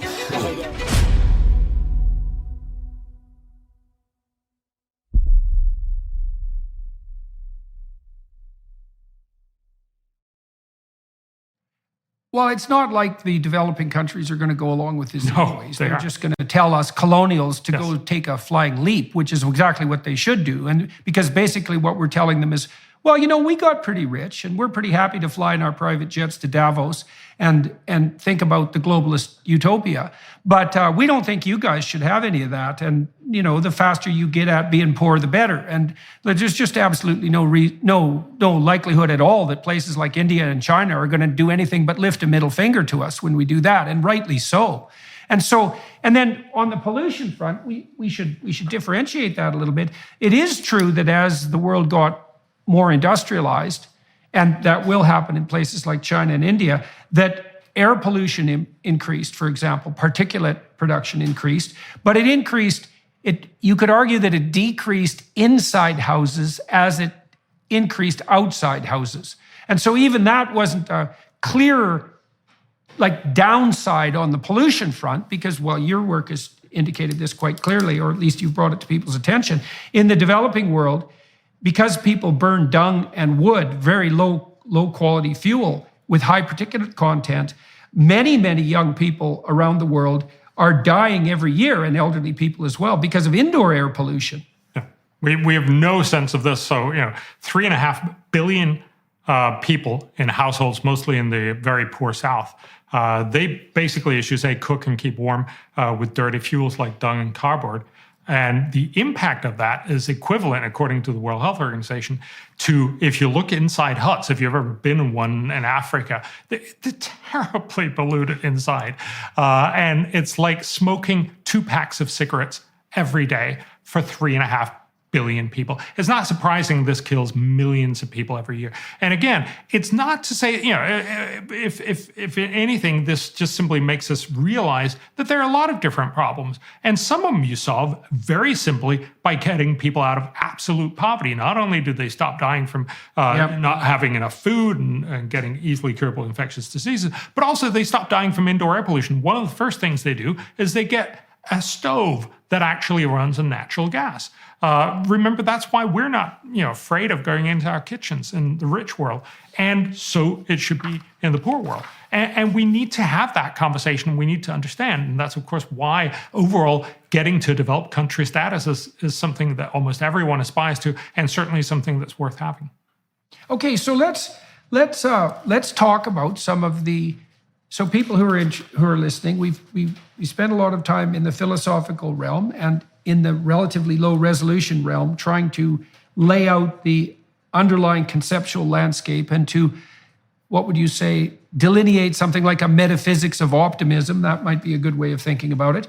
But one of the things that's admirable about your work is that you also concentrate on the devil in the details. And so we wrote an op-ed recently that got a fair bit of distribution on a couple of problems that we could solve globally, let's say, we could address. at a relatively low cost, billions of dollars instead of trillions. And so that's like 1,000th the cost for people who want to do the mathematics. So what do you see? What could people think about in terms of low-hanging fruit? What are things we could address in the next 10 years to speed the process of improvement and to address both economic and environmental issues simultaneously? Yeah, it's a great question, and that's really what I've been spending the last couple of years on, and really a very large part of my career is basically engaging people and saying there are lots of problems, and we should be honest about that. The world still has lots and lots of problems. Some of them are very hard to solve. Some of them are very easy to solve. If that's true, why wouldn't we want to solve the easy ones first? Some of them are incredibly expensive to solve. Some of them are very, very cheap to solve. Why wouldn't we solve the cheap ones first? So what we try to go for is simply, as you said, the low-hanging fruit, saying of all the different problems in the world, where are some really smart solutions? And it typically ends up being such that you can't solve all of the problem. Remember, we rarely solve all of any problem. You don't go to university to learn everything. You go to university to learn enough. Well, I could go on with that metaphor. I don't think I will. But the point here is to say you need to find out when is enough enough. What are the really smart things? So take one thing that we actually wrote about in the op-ed. Everyone needs education. One of the reasons why countries have gotten rich is that people have learned reading, writing, communicating, understanding, and becoming much more productive citizens. So if you look back in 1800, almost the entire world, except for a very tiny sliver of the aristocracy, were basically illiterate. We are now in a world where more than 90% are at least technically literate. We've moved an enormous amount of way, and that's why a lot of rich countries are rich. That's why we're well off. That's why we have the human flourishing that we have. So this is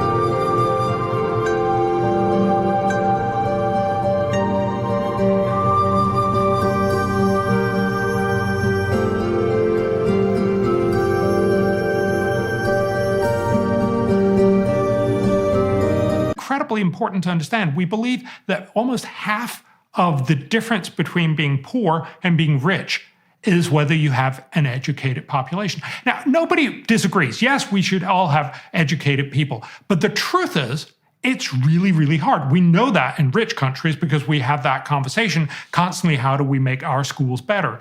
But it's much, much clearer in the rest of the world. So we look a lot on what the World Bank calls the low income and lower middle income countries. So that's about half the world's population. It's 4 billion out of the 8 billion we're on the planet. So you could say it's the poor half of the world. In that part of the world, when you do studies, you probably heard about the PISA studies. We try to find out how good are students around the world to do different things. So there's similar kind of studies done across pretty much all of the world. It turns out, and this is terrible, so there's 650 million kids in school. So kids and adolescents in school in the lower 4 billion of the world, so in the low and low middle income countries.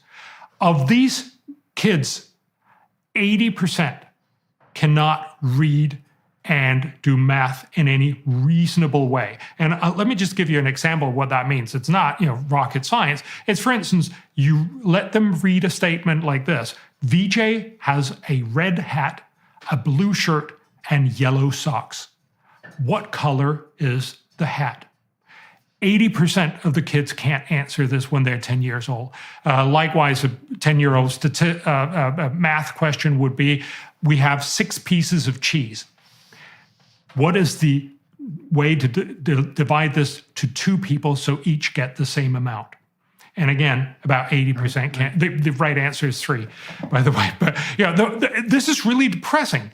And the truth is, we don't know how to fix this. We know a lot of ways that don't work. So for instance, in Indonesia in 2001, the parliament decided they spend about 10% of public expenditure on education. So a lot of money on education, but they decided we're going to do more. So they decided we're going to put in the Constitution that we need to spend 20% on education. That's potentially a great thing. You really want to help the country. So what they did was they built a lot of new schools. They got many more teachers. So they went up from 2.7 to 3.8 million teachers. They now have one of the lowest class sizes in the world. They have great teachers. They have lots of teachers, and they're really well paid. Unfortunately, you couldn't tell the difference in the outcome on students. They were still just as bad. And of course, what that tells you is, so there's this wonderful study, it was called Double for Nothing. We basically, in Indonesia, paid twice as much and got nothing out of it. That's the worst kind of way to try to help the world. Now, a lot of people will make these arguments. We need to pay teachers more. It turns out that if you pay teachers more, they become really, really happy, which is not surprising, but it doesn't actually increase learning by students. Likewise, if you make class sizes smaller, it has virtually no impact. What is the main problem here? The main problem is it's really hard to teach a lot of kids. So, say there's perhaps 60 kids in a class in the typical global South. To teach them, they're all 12-year-olds, but they're wildly different abilities. Some of them are incredibly bored because they know all the stuff and they want to go on to the next class. Many of them have no clue what's going on. No matter what the teacher tries to do, it's always going to be wrong for most of the students. This is why, a lot of people have then tried to say, are there ways to solve this? And the answer is yes. These are the Norman Borlaugs, if you will, of the world, who've come up with new and interesting and amazing ideas. I'll tell you about one of them. So this one is about getting basically a teaching aid on a tablet. So it could be an iPad, but it'll probably be a cheaper, knockoff Android kind of thing. And then it teaches you at your level. So what it does is it starts asking some questions, and you can pretty quickly find out what is actually your level. And then it'll teach you through that school year. So 1 hour a day. This is partly because then you can actually still have most of the school running as it usually do. Then it also means you can share the iPad or the tablet with many, many other students over the day. If you have 1 hour a day for a year, the amazing thing is we now know that you can triple the learning. You can actually make kids learn 3 times as much, as if they'd gone to school 3 years. Now, remember, it's a low-quality school, so it's not as amazing as it sounds, but it's still much, much better. Yeah, but it's an improvement. Well, what it means, Bjorn, is that you're now putting children for an hour a day into the only place that learning actually takes place. So we've known this, psychologists have known this for 100 years. So this psychologist named Vygotsky, Russian psychologist, came up with this notion called the zone of proximal development. And what he noted was that one of the things he noticed was that parents spontaneously speak to their infants and their toddlers at a level that slightly exceeds their current comprehension level. And they do this automatically. And so you can imagine that there's a horizon of learning, and the horizon of learning is the place that's optimally challenging for you. That's the only place. That's also, by the way, on the border between order and chaos, technically speaking. That's the only place that learning ever takes place. And so if you have a classroom full of 12-year-olds, say 60 of them, some of them have an IQ of 70, which means no matter how hard you try, no matter how much effort you expend, you'll never get them beyond the basics of rudimentary literacy. And some of them have IQs of 145, which means those are kids who could learn to read at 12 to 1,500 words a minute and who'd be capable of operating at the highest end of cognitive development. They're all in the same class. Well, obviously, you can't pitch to the middle of that because, as you said, you'll make a shambles of it. But the data that you're laying out in terms of the effectiveness of this technology is an indication of the utility of finding that zone of proximal development. That's what people talk about, by the way, when they talk about the zone, being in the zone. And I like the particularity of your solution too, because you're saying, well, look, we need to educate people. We need to educate them because educated people generate more of the wealth that provides security and opportunity. Literacy is core to that, and say basic numeracy. You can't even operate a computer without that. And then we have some very efficient technological strategies that are also cost effective, where we can target and solve that particular problem. It's very particularized. And that's also a lovely vision. It's like, why not make education cheap and useful? It's incredibly simple. And also remember, there are lots of other solutions. Don't first focus on those. Focus on these incredibly effective ways. So, we talk about, and there's lots of different data that shows how do you make sure these tablets don't get stolen. So you need a place that you lock them up for the night. How do you recharge them? You need a solar panel. You need all that cost. You also need some people to operate it. But all of this has actually been proven. So one of the things that we've helped do, and this is by no means just us, is now Malawi, one of the poorest countries in the world, is actually aiming at, over the next 4 years, to spread this out to all of their schools. So that's more than 3,000 schools, and they're going to get this out to all 1 to 4 graders, fourth graders. That's an amazing achievement. Again, this is the kind of thing that will make Malawi richer, because they'll become more productive in the long run. So we do the whole cost and benefit calculation. So this will have real costs. We're talking about several $1 billion if you were going to do this globally. But billion is a very low number when you're thinking about how much we're spending on some of these other problems. As you mentioned, it's not $1 trillion. And secondly, it's going to dramatically improve all of these countries to become better, so that they'll both be better off to have human flourishing, but in the long run also have better environment. We actually then try to say, well, so for every dollar you spend, how much good do you end up doing? Turns out that you make so much good that it's equivalent to $54 of social good in the long run. So every dollar in, $54 out. And this is based on which is 54. That's $54 more that you could go off and do some more good with too. Yes. So, although remember, because again, one of the things much of this is somewhat out in the future, because that's what education is all about. Yeah. Of course, but we have this reflexively anti-capitalist notion in the West often that lurks at the bottom of some of the metaphorical realms that we've been discussing, that there's something suspect about wealth. But the thing about wealth is that if you use it ethically, it's life more abundant. If you use that ethically, then part of the utility in gathering wealth is that hypothetically you can go, well, first of all, make more wealth with it, but you can do good things with it. And so it isn't like Scrooge McDuck luxury in the money bin that we're talking about here. It's the opportunity to make things better for people. Now, the other thing we wrote about in that op-ed, you just talked about the education front. Maybe we can close with this next proposition. And by the way, for those of you listening and watching, this is just one of many, although Bjorn's done a very good job of trying to rank order these in terms of, well, let's do the cheap and easy things first. We might as well hit the ball out of the park, at least in the places we can. And maybe we can save some of the problems we don't know how to solve for the future, which is a perfectly reasonable way of going about it. We also talked about the provision of nutritional aid to pregnant women and women who have infants. And so do you want to just walk through that briefly? Just very briefly, again, we've gone from a world over the last 100 years. In 1928, we estimate about 2/3 of the whole world was deficient in food. So basically we were starving. 2/3 of us were starving. Today, that number is down below 10%, but that's still very high. That's still about 800 million people. So there's still a big problem.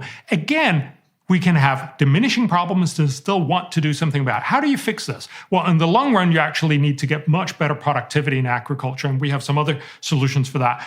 But it turns out just giving out lots and lots of food is not only very expensive because you actually have to distribute it, it also typically destroys local agriculture. If you give out all the food, then they don't have any incentive to produce it next year, and you actually end up very easily make more problems. We have a few really good solutions. One of them is this, and that's the one for pregnant women. So one of the things with pregnant women is they basically start off the next baby, right? in their bodies. And they typically have very low levels of vitamins and minerals and nutrients. Now, again, if we gave them all the nutrients, that'd probably be better, but that turns out to be really hard. But we can give them all the necessary micronutrients, vitamins in a pill.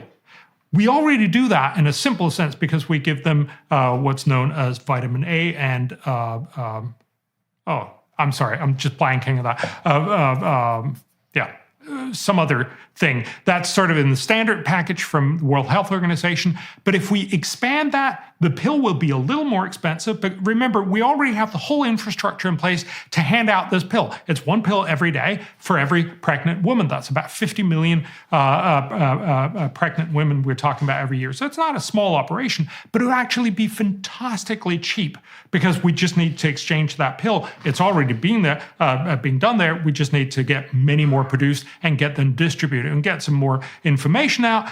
And if you do that, it means that the child will be born with a better possibility of developing its own mind. We know that because if you're not born early or if you're not low birth weight, you have better chances in your life. So we can basically make about 50 million kids better chances next year. If we did this, it'll cost in the order of $140 million. So it's, literally peanuts that we're talking about. But if we did that, these kids would grow up. It would basically mean that somewhere between 2 and 3 million more kids would be better at school. They would go longer. They would learn more. They'd become more productive. They would help their countries become richer. Again, this is a simple thing, and it's a very well documented thing. And we know that if you spend $1 here, you can do about $38 of social good. And again, this is not just making up more value or McScrooge, as you were talking about. This is actually making sure that really poor women can make the life for the next generation much better. The point here is not that this is what you should be doing, but it's one of the many things that you could choose and say, look, I want to do something that actually matters and that has huge impact, rather than just go with, oh my God, the world is terrible, and then I'm just going to give up, or I'm just going to go for these cheap, easy virtue signaling. This is about, there are a lot of technologies, there are a lot of innovations where we can actually make a lot of good at very low cost, very effectively. Isn't that what we should be doing for 2023?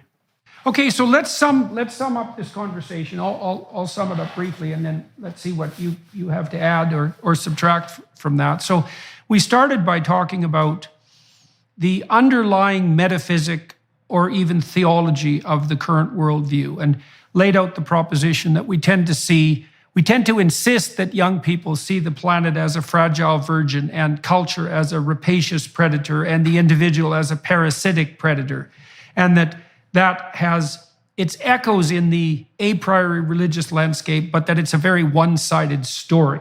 And the corrective to that story is, well, nature can be pretty damn hard on us and needs to be tamed and controlled in a manner that's sustainable. We should be extremely grateful for what our culture has provided us with, not least the ability to look at nature as though it was benevolent. And we shouldn't be so damn hard on individual people, because for all their flaws, they can be Norman Borlaug, for example, or the people who worked along with them, who are genuinely contributing not only to a much more productive and generous economy, but also doing that in a manner that's beneficial on the environmental front. And so we need to balance our viewpoint, and we need to stop terrifying young people into apocalyptic nightmares by insisting that the world is going to collapse and that all the power should be given to terrified, centralized tyrants. So that's the first part. Then we talked a little bit about the motivational landscape for that worldview, is that people are being enticed into these apocalyptic views, partly by being offered an easy pathway to moral virtue when they're susceptible to that need. And so it's all about climate, it's all about carbon dioxide. There's only one problem. If you're just concerned about it, that means you're morally virtuous. You've identified the enemy and now you have nothing else to do. That's a bad model. The proper model is for people to develop a theory of the world and of their own action that's as sophisticated as the actual problem set, and to be willing to devote mature time and energy to the solution of a set of real problems which we could solve. And then we sort of closed the conversation, mostly you did that, by delineating a couple of the areas that are basically constitute low-hanging fruit. We could educate poor people for a relatively low outlay economically, certainly one that would produce a tremendously high return on investment. We already know how to do that. The infrastructure is already in place. And we could do the same thing on the nutritional front. And then we'd have fewer starving and stunted children, and they'd all be more well-educated. And why wouldn't, and then we also pointed out, being wealthier and being more intelligent, they'd also be more likely to take a long-term view of let's say, ecosystem sustainability, and they'd start to work in a distributed manner to serve the environment locally. And so, like, why the hell is that a bad idea? That seems to me like a really good idea. So anyways, that's my summary of the conversation. Do you have anything that you want to add or subtract to that? I think it's a great summary. I think it really just summarizes into, you got to stop believing that this is the end of the world.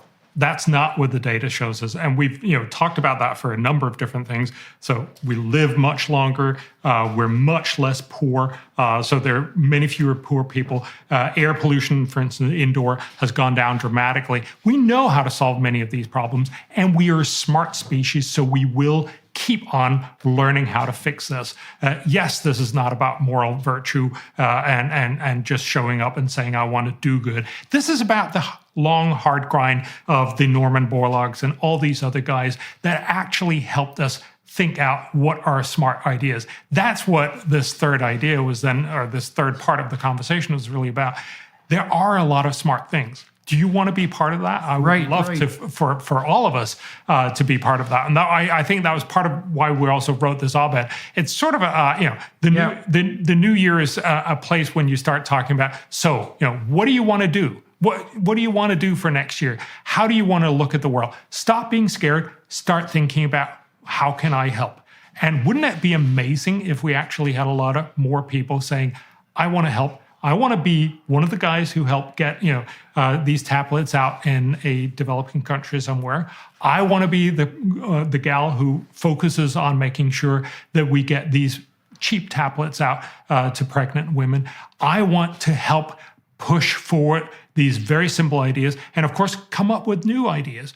This is the way we solve problems. This is the way we actually make the world even better.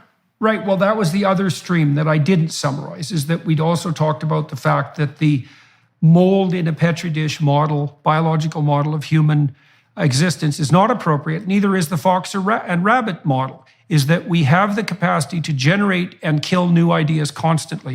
And we're very good at testing them in those countries where there's freedom of expression and freedom of thought. We're very good at testing those ideas. We're very good at implementing them. We've learned continually how to make more with less. We're getting better and better at that in every possible way, especially as our computational power increases. And so what that would mean is that if we could shed the apocalyptic pessimism and encourage young people to work diligently towards a mature and integrated vision of the economy and the environment, invite them to participate as people whose basic destiny is to make the world a better place for people and for nature itself, that's a viewpoint that's much better, that's much more likely to lift people out of abject poverty and also to produce a greener and more sustainable world. Well said.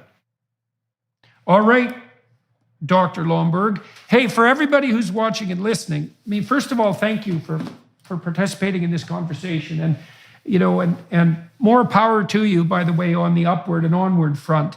There's no reason to be destroying your motivation by engaging in apocalyptic doomsaying when there's many things that need to be done and could be done that are productive and useful, and many things that are positive, that are beckoning and that have already made themselves manifest. Bjørn noted, for example, that we've lifted a tremendous number of people out of poverty in the last 15 years, and we could do an even better job at that.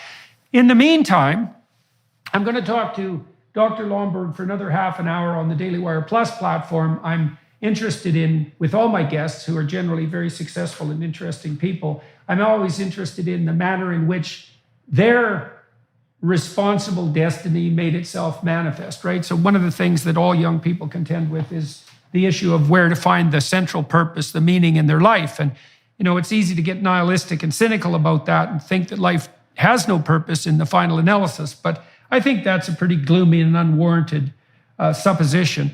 And one of the things I have seen among the people I've met whose lives are together and who are doing productive and generous things is they do find engagement in something that's truly meaningful. And it does get them out of bed in the morning and help motivate them to be productive. And not only for themselves and not only for their own gain, if in case that has to be said, but so that they're working in a manner that's extremely socially responsible and meaningful in a reciprocal manner. And so I'm going to talk to Bjørn about how his interests made themselves manifest in the early part of his life in my attempt to trace how such things come about. And so we'll see you in January.